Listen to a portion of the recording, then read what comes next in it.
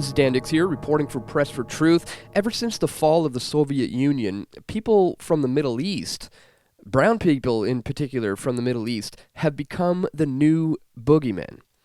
And I think this obviously became very self-evident after the attacks on September 11th, 2001.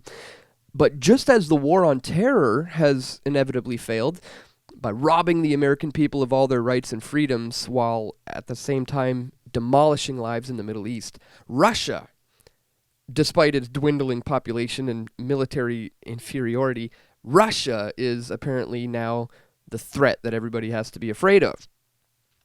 So after this quiet period in the 90s and early 2000s, Russia, we are told, is now the big bad boogeyman. But fortunately, not everyone is buying into this right now. There is a considerable number of people out there who are not accepting the pro-American narrative. But still, things have degenerated into absolute absurdity. The corporate state media is pushing a ridiculous theory right now that the Russian government has hijacked the U.S. election. And there's a concerted effort to blame internet-based independent media for promoting Russian propaganda. So according to the powers that ought not to be, this video that I'm recording right now espouses fake news because it contains narratives and viewpoints that the so-called mainstream journalistic integrity wouldn't dare match. Media deception has us paying very little attention to the man behind the curtain, folks.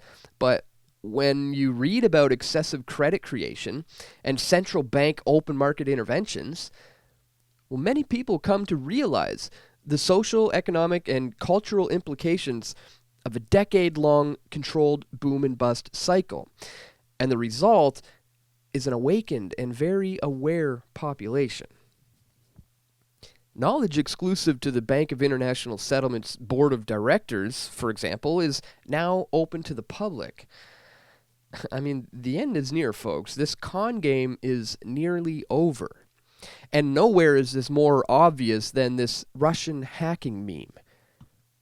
The Washington Post has unsuccessfully tried to create a narrative where the Russian government is the de facto hacker of this U.S. election, which allowed Donald Trump to ride to victory.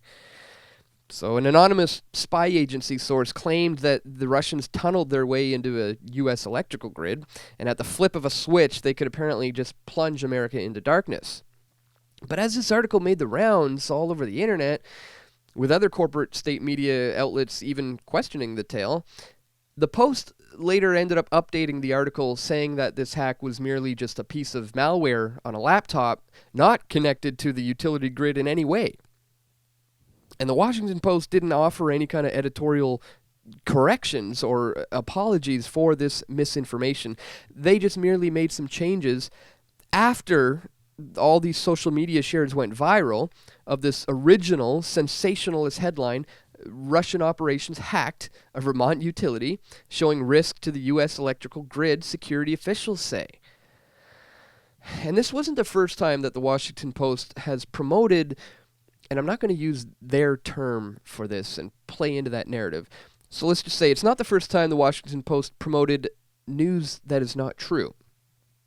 Back in November, they published a blacklist from this shady organization called Prop or Not. And Prop or Not claimed to have identified 200 websites that so-called qualify as Russian propaganda outlets. So this headline, Russian propaganda effort helped spread fake news during election, experts say, went viral, but probably not quite as they intended, because the backlash was fierce, and deservedly so. The methodology of Prop Not's blacklist involves using a subjective interpretation of generally echoing the Russian propaganda line. And generally, this is understood as just criticizing U.S. foreign policy, or Republicans and Democrats, or the EU or NATO, or virtually anything that the New World Order holds dear. But in this new year, I think this fake news meme is backfiring. The lamestream dinosaur media is on the way out, and many of them are undergoing superficial changes right now to try to stay relevant. And looking at the bigger picture of Trump and Brexit and populist oppositions that are spawning new avenues of command and control, some alternative media have played a role in agendas that are actually counter to their intended aims. There are many movements out there, folks, that can be and are steered in a direction that's meant to be useful for the top banking families of the world. Because to remain at the top, new propaganda channels are needed and old ones have to be discarded. But one consistent message for the top tier elite that has remained all throughout time, and I'm going to speak this truth right now, folks, no matter how much it bothers you or how much this offends you, but for the powers that ought not to be, a consistent message has been discrediting the works and the life of Jesus Christ. Because the global elite have been trying to control information for a very long time, but mass printings of the Bible undermined the authority of this corrupt Catholic Church in the 16th century. And today's internet allows for so-called fake news to challenge the narrative of the corporate state world order. And the ultimate fake news, or false belief, according to a lot of these statists and libertarians alike, is the authority of God. But until humanity rediscovers the morality of Christ, states are just going to continue to fail. Schools and media is just going to espouse civic religions, and there's going to be a narrative driven into the collective unconsciousness of the masses.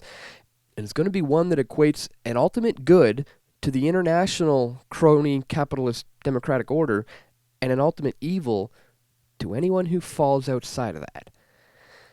But my path, folks, is a journey seeking real truth, no matter how unpopular that may be. And as we lead into 2017, I'm going to continue to seek out the truth, and I hope you will stick with me. And if you appreciate our efforts here at Press for Truth, check the links in the description to find out how you can join us here as a PFT member, or how you can make a monthly contribution as a PFT patron. So share this video, guys. Keep seeking for that truth. And stay tuned for more video reports coming soon. This is Dan Dix reporting for Press for Truth.